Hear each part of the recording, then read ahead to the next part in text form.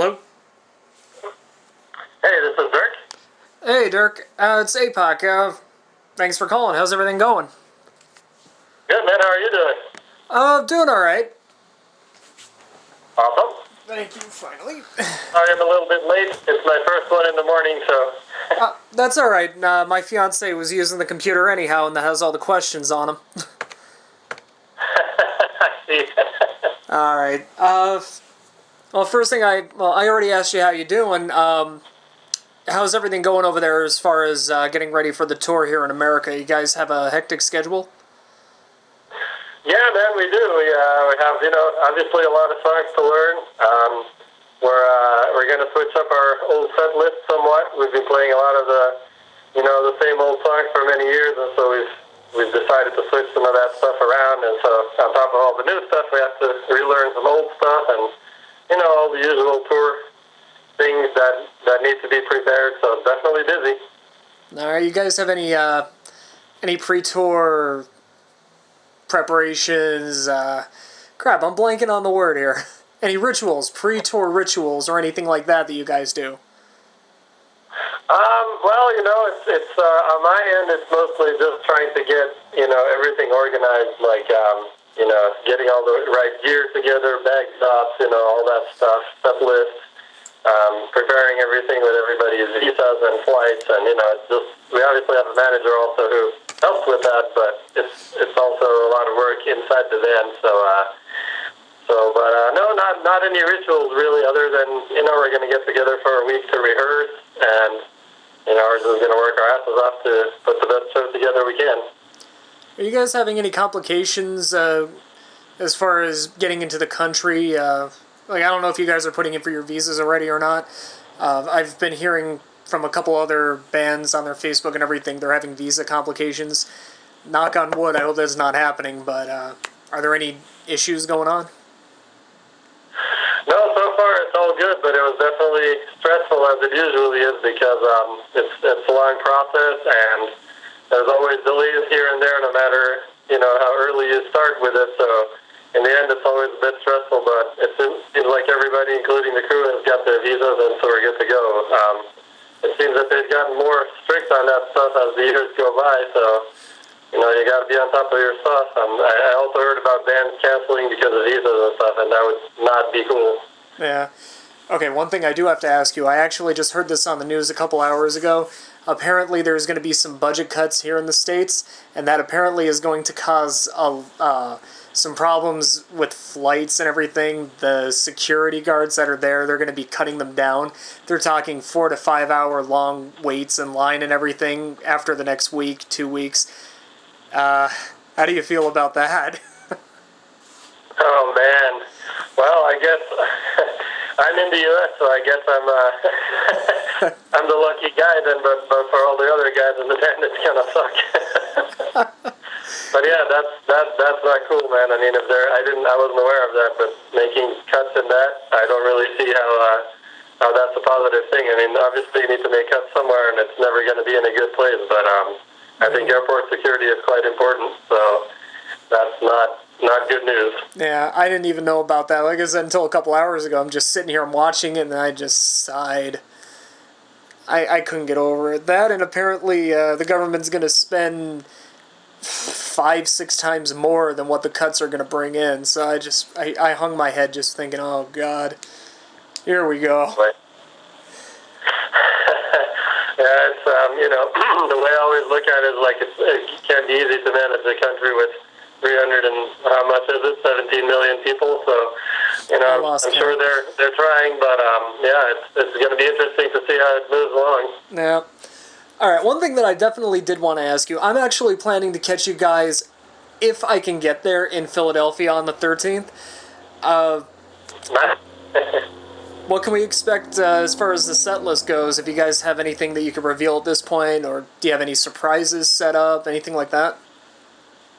Yeah, like I said, we're definitely going to switch out some of the stuff we've been playing for a while. I mean, there's some songs we can't get away with not playing, but there are some others that we felt, we've been playing them for so many years, and even though they're on a lot of people's favorites lists, like we can't play them all the time because the more albums we have, the more restricted we become with set lists. And so we've decided to bring in some stuff that we've never played or we haven't played in, even in the time that I was in the band since 2004 or whatever. So it's going to be interesting. There's definitely some surprises. We're going to wait and see how it goes in rehearsal, of course, because that's always, the first place where we kind of decide, like, does this feel good? Does this, is this good to play together? Does it feel right? And then the second thing is the stage test. But if you're going to be in Philadelphia, you'll probably get to see some of the experimenting because that's one of the, if not the second show of it, yeah. So as the tour goes on, I mean, we'll probably switch things around a little bit because we usually get a vibe for how well, the crowd receives this or that song after a week or two. So things may be switched a little bit, and we're learning some extra stuff just in case. So, I think it's going to be, we want to keep things fresh, and we don't want people to come and, do the same old Soilwork show every time. So I think it'll be fun. All right, I'm not going to have to sing Happy Birthday to one of the band's members' wives like the last time I saw you guys, am I? Around the Stabbing the Drama tour? Oh, yeah, was that for, Slink or something? I think, yeah. My buddy and I, we constantly joke about that, where we're just standing in the back, wait, we have to sing Happy Birthday? That's not metal. That's not very metal, no. No. I don't know, man. I'm actually not sure if there's going to be any birthdays during this tour. I'd have to look on my calendar, but we'll try and spare you guys from that. All right. That was just a really awkward moment. I was looking around, wait, are they serious? I really had no idea if you guys were serious or not. The entire audience, I couldn't get over it. Everybody sang Happy Birthday. Half of them looked like they were unsure, too. Sure. That was a great show, though, either way. Thanks. Okay, The Living Infinite. I'm sure you guys were asked this a lot. I'm sure you're going to answer this quite often. Why a 2-disc album? I mean, there's enough of a difference between the 2 discs that you could have released it as 2 different albums at 2 different times. Yeah, that's true. We just, it was initially Steve's idea. He just thought it was a cool thing to do. He's like all of us. He's a music fan, and just likes the idea of doing something a little bit over the top, like a double album. So, it grew from there. He mentioned it several times to us, and at first we were kind of like, personally in my mind, I was like, we're not going to have the budget, we're not going to have the time. Who knows if we'll have the songs, all that stuff. But then eventually, as he kept bringing it up and then came up with the title for the album and kind of the concept idea stuff, we were like, you know what? Let's just, start writing and see what happens. We had a good vibe with David joining the band. He's a very laid-back guy and super talented and stuff. And some shows we did with him a few years ago went really well. We're really happy about those. So we decided to give it a shot and see. And my biggest thing was like we have to have the music. The songs got to be there. Like if we're gonna have a bunch of stuff that's kind of like quickly thrown together just so we have enough material to fill up the disc, that's just stupid. So we started writing, and a few months went by, and we ended up with 27 songs. Which most of them were obviously in demo state. You don't know exactly how it's going to turn out, but you get a pretty good picture of the material that's going to form the songs. And in demo state, they were all really promising. So I was like, okay, let's give this a shot. And some of those songs ended up getting scrapped throughout the process, but we still recorded, I think, a total of 25 were completed in the studio. So I recorded a little more on drums, but some of those got scrapped. But and then we just thought it was an interesting thing to do. There's not that many double albums being released, and especially it was a challenge for us too. We've been through a lot of lineup changes and switcheroos in the past, however many years that have affected the band on different levels, and so we just kind of maybe needed to reignite the flame a little bit for ourselves as well, and kind of give ourselves a challenge to overcome. So I think in that sense it was a motivational thing for the band as well, and I think it turned out really cool. So Well, you mentioned that there was a concept to it. I kind of noticed that myself, but I didn't really see anything in the press release that came with it unless I was blind. What is the concept to the album? I mean, is there some sort of story to the songs that are going on in the album?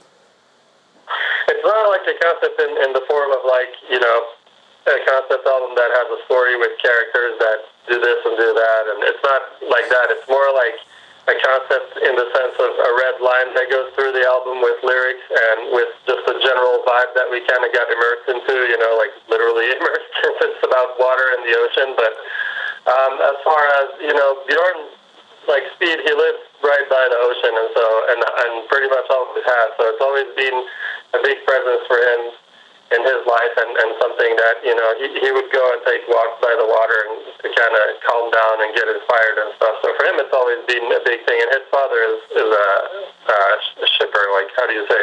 Like, yeah, he used to, sail around the world for his work and stuff. So there's always been that connection, So for him, that was kind of the starting point. And then he read this book by Jules Verne called, I can't remember what the book was called actually, but Jules Verne describes the ocean as the living infinite, which he found a very appealing and accurate description. And so starting from there, he kind of started to use that as a metaphor for, the way he experiences life and the way he feels that emotions are extremely rich and ever changing, and that there's always, no matter how hard you work on things, and no matter how hard you try to understand emotions and stuff, there's always new unexpected things that happen, kind of like in the ocean, because we only know 7% or 8% of everything that's underwater still to this day.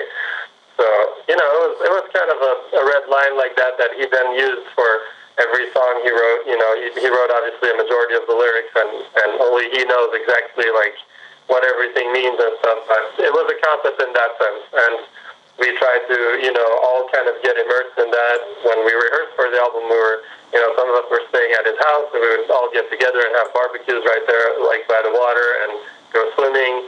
And, I know it sounds kind of silly, but, it was a process that, kind of brought us all together in this one vision, And obviously the artwork and everything went with that as well.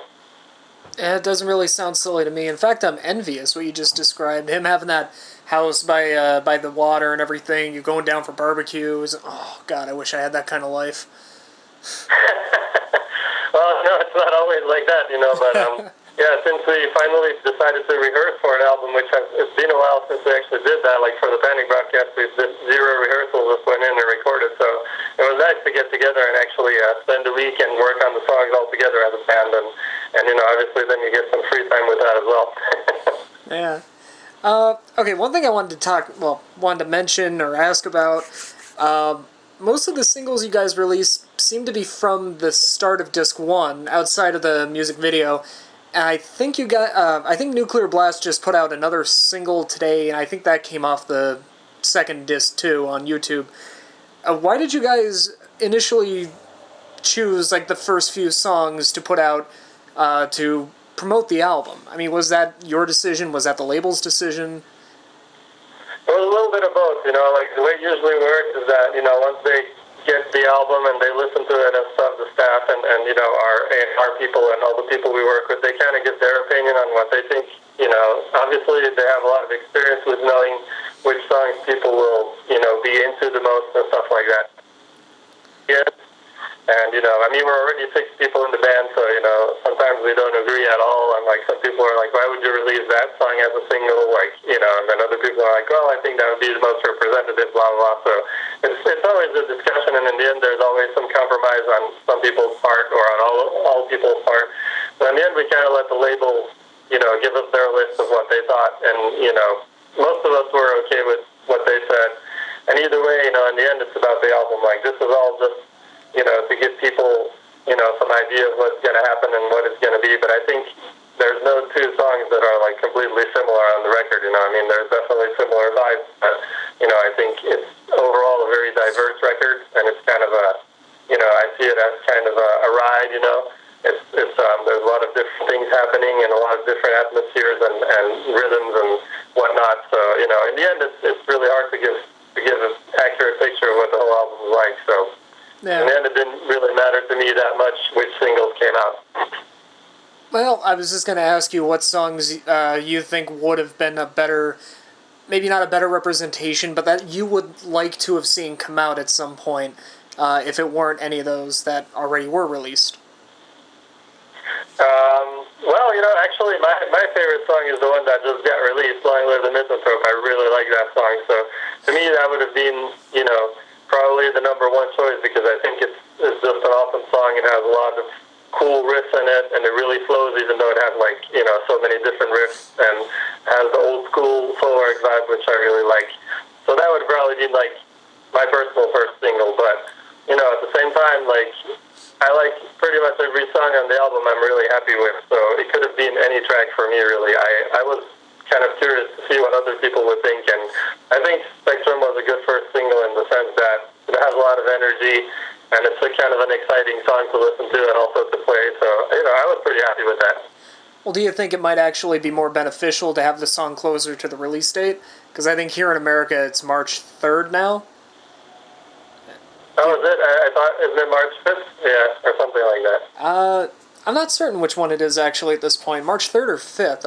I just saw the date a little bit before you called in. I didn't write it down.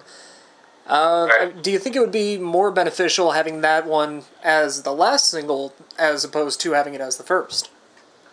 Yeah, maybe, that's possible, it's, there's many ways to look at it. In the end, one person's going to think this and another person's going to think that. So I've learned throughout the years being in bands and doing this stuff that you don't have to overthink stuff too much because there's as many opinions as there are people, and you know what I mean? So I kind of just, for some of that stuff, even though I'm very involved with everything in the band, for some of that stuff I kind of go with the flow. Aside all that, I mentioned the music video, Rise Above the Sentiment. Who came up with the concept? I think that was the video director, Suna, who was the guy we met while we were in the studio, and initially the idea of that video was to just have a little kind of making of video with, in the sense of studio footage and stuff like that. It wasn't supposed to be an official video at first, and then as we went on, we were like, well, we obviously have more videos coming up, but this was going to be the first one that was going to be ready, and so we gave it a little bit more thought and told him, what are your ideas with this stuff, and he came up with that whole concept. So, when we saw it, we all thought it was funny, and we all thought it's something different. It's at least not, your old typical making up video of guys in the studio, farting and whatnot, so at least it has a funny side to it and a little bit of a concept. So, we thought it was cool to have it, and we all liked it, and so it was good to go. Now, did you just say that there's going to be more videos coming up from this album? Absolutely, yeah. There's several things being worked on right now, and, as soon as we can all get together and, do something with the band involved as well, that's going to happen too, of course. Would there be any thought, considering that all these are supposed to have like a red line through them, that are supposed to have similar concepts in a conceptual manner, has there been any thought to possibly having videos for all the songs that might link them all together at some way for maybe like a future DVD release? That would be a really cool thing to do. We've actually talked about the possibility of even playing the whole double thing live someday, but obviously that would be a very big production, and as soon as they're going to do something like that, same with video, you need a lot of money to make that happen. So I think a lot of that is going to depend on how well the album does, how well the tours do, what our schedules look like and stuff, because any big project like that really needs its own space, or I don't know how that's really seen from the outside, but when you're doing something like this, like what we just did, it's extremely, work intensive, from writing the album to rehearsing, preparing everyone. I mean, everything on our side first, then rehearsing together, then recording the whole thing for several months, then leading up to the release, doing, press, setting everything up, building a new website, all those different things. It's extremely time-consuming, and we really work our asses off to get all that stuff done. But it would be really cool to someday have the time to do something special around the album for sure, and maybe, like you said, do a DVD that has live footage maybe intertwined with, some conceptual, visuals about the lyrics, etc. That would be awesome. I just had another question to ask you. I got lost in the conversation. I was picturing some of the things that you were saying there. I'm sorry. I do remember it now. Do you think maybe this is sort of a gateway for Soilwork to do more experimental things in the studio, or as far as albums in the future go? Like, did you enjoy the hard work and everything enough as a band to actually pursue doing different things like that might break from the norm of Soilwork? I think so. I think everybody really enjoyed it, and I think it's kind of been leading up to that because I think Panic Broadcast was kind of a first step where we, stepped away from any preconceived notion that there would be about Soilwork. I think for a few years, my earlier years in the band and a little bit before that, there was kind of somehow a drive to tone things down a little bit and to make things more accessible and more simple. And after Storm to a Great Divide, Frenning being kicked out of the band and stuff, that whole thing kind of went away, and we decided, this is bullshit. Like, this is not what this band ever was about. We have to just do what we do and write what we write. And so on the Panic Broadcast and then also on this new album, that's really how we approached it. There was no, other than, the only idea we had was, let's do the best we can with the material we have and be open to stuff. And I think everybody's really open in the band, the current lineup. Everybody's open to trying new things, experimenting, and so, we don't want to do the same album twice or three times or whatever, there's no point at that. So I would definitely say that future Soilwork stuff is going to be open and adventurous, and there will be, just like on this album, there's some songs in ways that we've never done before. Whether they succeed or not, that's up to people to judge, but we're definitely going to keep doing stuff like that. Well, how about the production? You said you don't want to do the same album over and over. First of all, it was produced by Jens Bogren. Not sure if I'm saying that right. That's right. Okay, wasn't sure if I'd say it right or not, but whose idea was it to have him involved, and how did it come about? He worked with us on the Panic Broadcast, even though Peter Wichers, our ex-guitarist, produced that record. Jens was involved with mostly the drum recording and then with the mix. So, that was our first time working with him, and we were really happy with how that turned out. And like I said, even though Peter was the main guy producing that record, we liked what Jens brought to the table, and we liked his approach and his vision about, the end result and stuff. So that's how we contacted him, and, we told him about, at that time, we were kind of sure that we were going to do the double album when we reached out to him, or pretty much 90% sure. So we asked him if he was into that idea and doing all the extra work that comes with that, and he was. So it turned out to be really good. The last one we recorded here in the U.S., and this time we went to Sweden to his studio, which was a really great place to work at. And, I think this production is even better than the previous one because it sounds even more natural and raw. And, he just has that approach where he really makes the natural sounds of the instruments the main thing instead of triggers and, all kinds of studio trickery to make it sound better. There's a lot of little mistakes here and there on this album, and personally I really appreciate that because it sounds like a band playing and not like something perfected by computers, Yeah. I was going to ask this question because you just mentioned that you like making albums that sound different from one another. Would you actually use him again as a producer of the album?